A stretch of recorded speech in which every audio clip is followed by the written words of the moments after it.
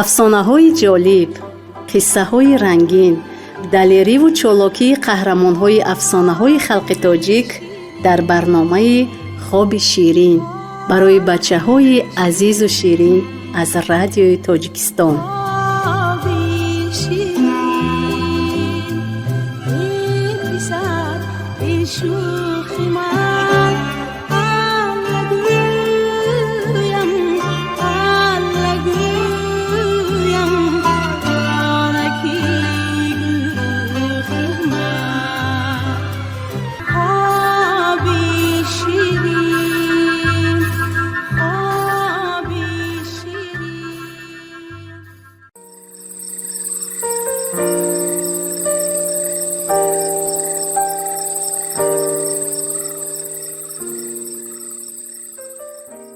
салом бачаҳои азиз, ҳамаи шумоёнро дар мавҷи радиои Тоҷикистон хушомадед мегӯем.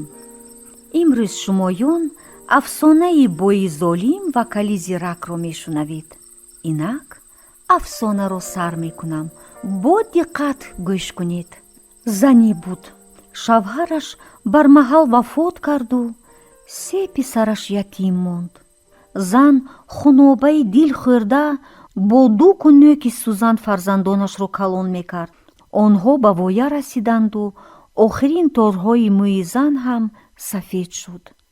рӯзе пиразан ба писаронаш гуфт: акнун шумо калон шудеду ман пир шудам.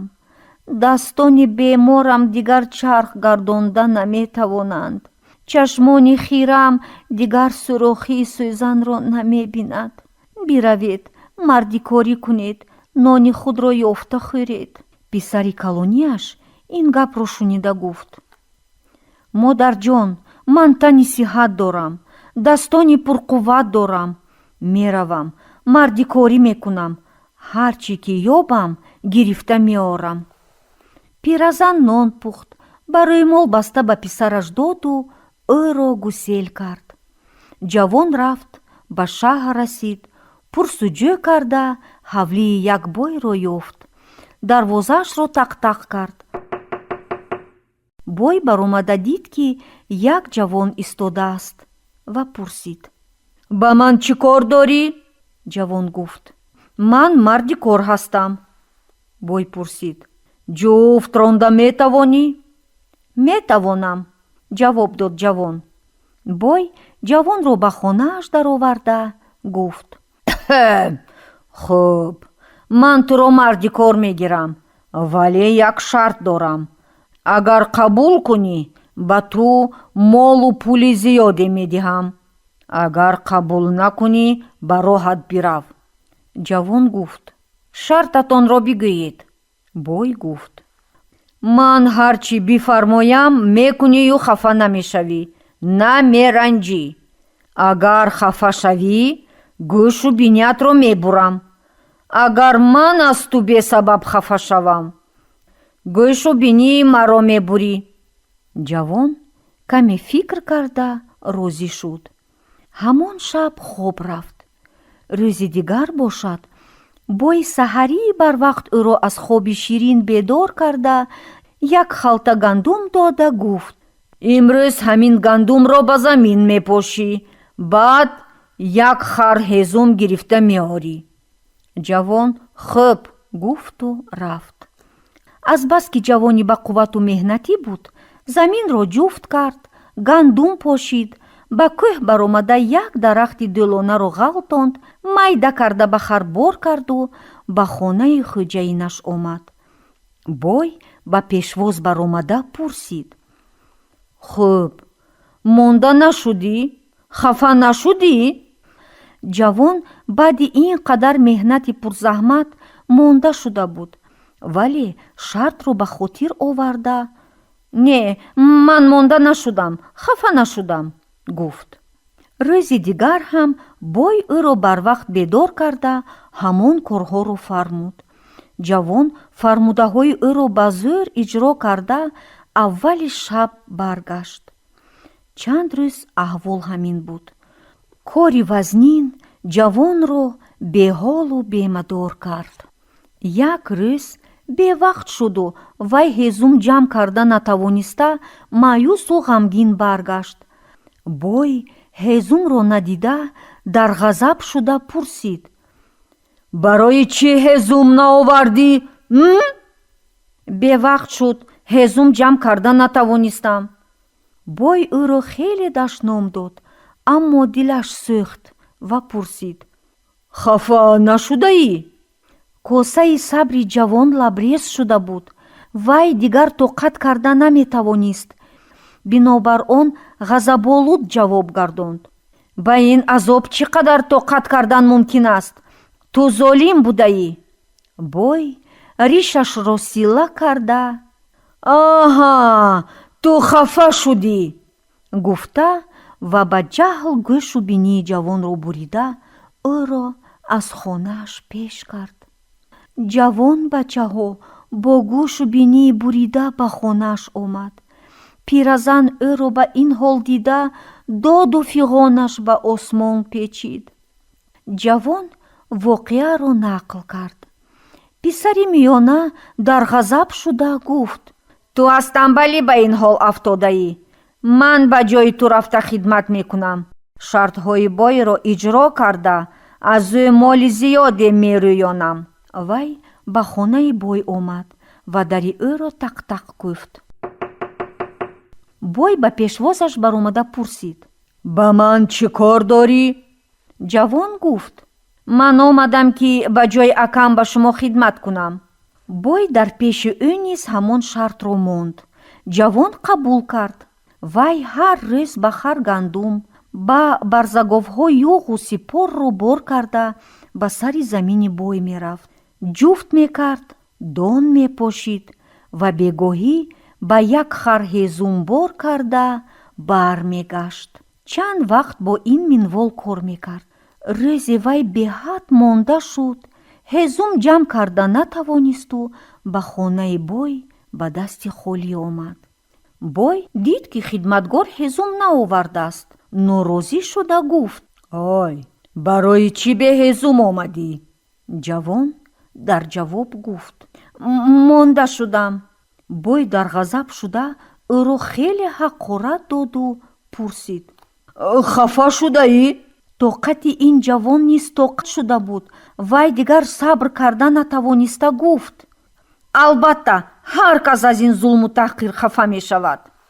бой дарҳол гӯшу бинияшро бурида ӯро низ аз хонааш пеш кард. ҷавон гирёну нолон ба пеши модараш омад. фиғони дилхароши пиразан баланд шуд. вай ба гӯши бинии буридаи фарзандонаш нигоҳ карда мегуфт: оҳ, хонат бисӯзад, хонат бисӯзад бой, рӯзи некро ҳаргиз набинӣ бой, вой вое вой. писари хурдии пиразан ки кал буд гуфт: акаҳо, шумо сустӣ кардед, нодонӣ кардеду ба ин ҳол афтодед. ман рафта шарти бойро ҳатман иҷро мекунам. нарав, нарав, ту ҳам ба ин ҳол гирифтор мешавӣ. ҳар сеят ин хел бегӯшу бинӣ шавед, ман чӣ кор мекунам? вой вой вой, нарав. модари гирён фарзандашро аз роҳ баргардонданӣ шуд. кал гӯш накарда баромада рафт. омаду дари бойро тақ-тақ кард. бой ӯро пешвоз гирифт. ҳа кал, ба ман чӣ кор дорӣ? ба зӯр лаб кушод бой. кал гуфт: акаҳои ман хидмати шуморо ба ҷо овардан натавонистанд. ман мехоҳам ба ҷои онҳо хидмат кунам. бой ба вай шартро фаҳмонд. фардо шуд. пагоҳӣ бой калро бедор карда ба ҷуфтронӣ фиристод. кал ба сари замин омада як хар гандуми бойро ба чуқурие рехту дар сояи дарахт хоб кард. бегоҳӣ шуд. кал юғу сипорро шикаста ба хар бор карда омаду бойро ҷеғ зада гуфт: мана ҳезум, гиред. бой хурсанд шуда пурсид: эй калҷон, ин чӯбҳои хушкро аз куҷо ёфтӣ? кал ҷавоб дод: ҳамон юғусипоратонро шикастаму бор карда овардам. барои чӣ ин тавр кардӣ? аз ғазаб ларзид бой. бой амак, магар хафа шудед? бой ғазабашро фурӯ нишонда гуфт: не, хафа нашудам, писарам. хафа нашуда бошед, хандида гуфт кал. то пагоҳ як ҷуфту сипори дигар тайёр карда кунед. кал боз пагоҳӣ ба ҷуфт рафт. гандумро рехта ба ҳузур хоб карду бегоҳӣ юғу сипорро шикаста ба харбор карда баргашт. бой дарун сӯхт, аммо тоқат кард. як рӯз кал баъди ҷуфт яке аз барзаговони бойро бадқастона кушт. гӯшташро ба ҷуволи гандум андохта ба харбор карду юғу сипорро шикаста ба болои он баста баргашт. эй кал, як барзагови ман куҷост? гӯштам, ҳавобаландона гуфт кал. гӯшташ дар ҷувол. магар хафа шудед? бой дандон ба дандон монда гуфт: не, хафа нашудам. кал ҳамин хел ҳар рӯз гандуми бойро мерехт, юғу сипорро мешикаст, барзаговро мекушт. бой дид ки хона хароб шуда истодааст. ба занаш гуфт: ин кал ҳамаи чизро нобуд кард. тоқати ман тоқ шуда истодааст. имрӯз ё пагоҳ хафа шуданам маълум мешаваду вай гӯшу бинямро мебурад. ягона илоҷи халосӣ аз дасти ӯ гурехта рафтан аст. занаш маслиҳати ӯро маъқул донист. аввали шаб бой бо занаш борубандашонро тайёр карда чизҳои қиматбаҳояшонро дар сандуқ андохтанду ними шаб гурехта рафтанӣ шуданд. пеш аз фирор ғанабашон бурд. хобашон ки бурд, кали ҳушёр чизҳои сандуқро баровард, дар як ҷо пинҳон карду худаш ба сандуқ даромада хоб рафт. бой бо занаш ними шабӣ аз хоб бедор шуда роҳи гурезро пеш гирифтанд. бой ба занаш гуфт: чой ҷӯшон, ягон чиз бихӯрем? кал мешуд, ҳезум меовард, гуфт занаш. кал ин гапро шунида аз сандуқ овоз баровард: ман дар ин ҷо ба хидмататон тайёр. бой аз ин ҳодиса дар ғазаб шуда фарёд кард: эй кали лаънатӣ, анбори ғалаамро несту нобуд кардӣ. боз як сандуқ чизҳои қиматбаҳоямро ғорат карда аз қафои мо омадӣ. оҳ, ту инсоф дорӣ ё не? оҳ!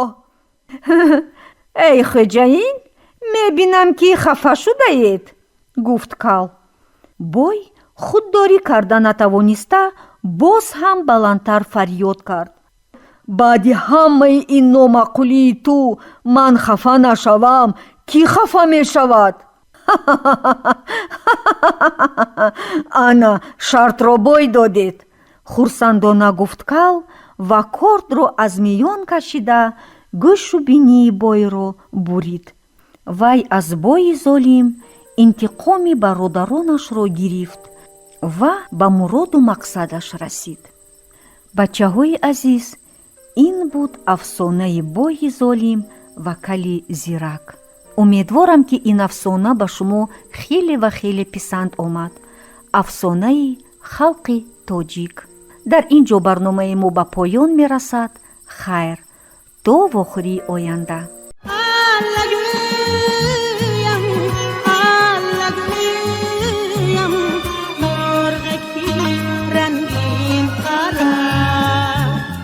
афсонаҳои ҷолиб, қиссаҳои рангин, далериву чолокии қаҳрамонҳои афсонаҳои халқи тоҷик дар барномаи хоби ширин барои бачаҳои азизу ширин аз радиои Тоҷикистон.